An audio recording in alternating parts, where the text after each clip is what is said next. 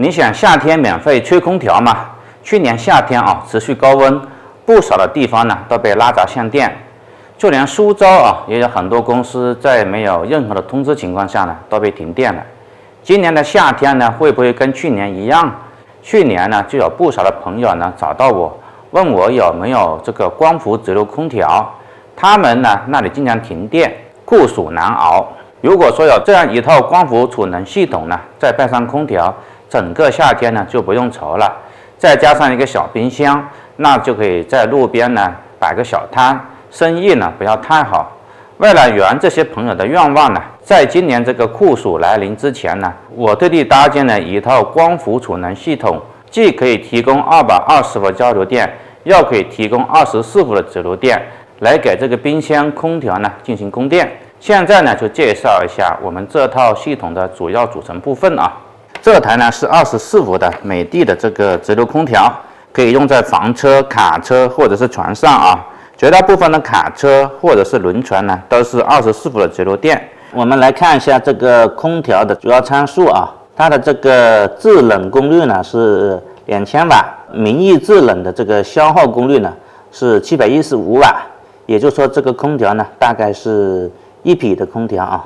这个最大的输入电流呢，它是45安，最大的输入功率呢，它是1000瓦啊。这台呢是美的的这个直流车载冰箱啊，这个冰箱呢同时支持这个12伏跟24伏的这个直流供电啊，功率呢是55瓦，整个的容量呢是35升啊，最低的温度呢可以到这个20度，不大不小啊，是非常适合搬运的。这里呢有2个把手，这么搬运就好了。我把它打开一下，这个冰箱整个容积还是不错的。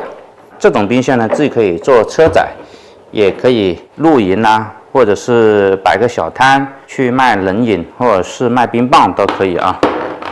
这是朋友自己做的24伏的这个直流锂电池组啊，用在他自己的房车还有营地上。现在呢，我借用一下啊。我呢是觉得这个太重了，我一个人呢根本就扛不动，最起码得2个人。如果是2个的话，我们大不了就是拎2次嘛。2个组装在一起，用起来呢也会方便很多。这个呢是我们3000瓦的这个光伏逆变器啊，可以支持光伏、市电还有柴油机供电。最大的这个交流输出的这个功率呢是3000瓦，还有呢它的最大光伏输入功率呢可以达到1.5千瓦。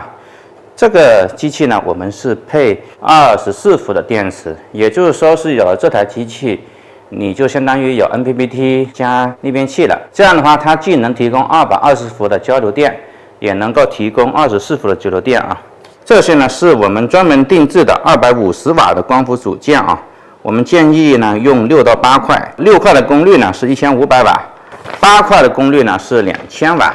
这个为什么要超配呢？在很多的情况下呢，由于光照的影响啊，光伏的传输出功率呢并不会达到，比如说2000瓦。这时候呢，为了达到比较好的使用效果，这个光伏组件呢可以超配一下。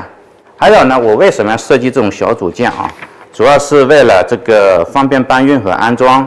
像我这种小个子的人呢，一个人就能轻松的搬动这一块组件。上一般的小楼梯呢也是很轻松的，放在这个小三轮甚至这个摩托车上呢也能够搬运。一个人呢半小时呢就能搭建一套储能系统，真的是非常的方便。主要的材料介绍完了，在下一个视频呢我们就要组装这个系统了。欢迎留言、点赞、加关注，我是默默，跟你讲述身边的科技故事。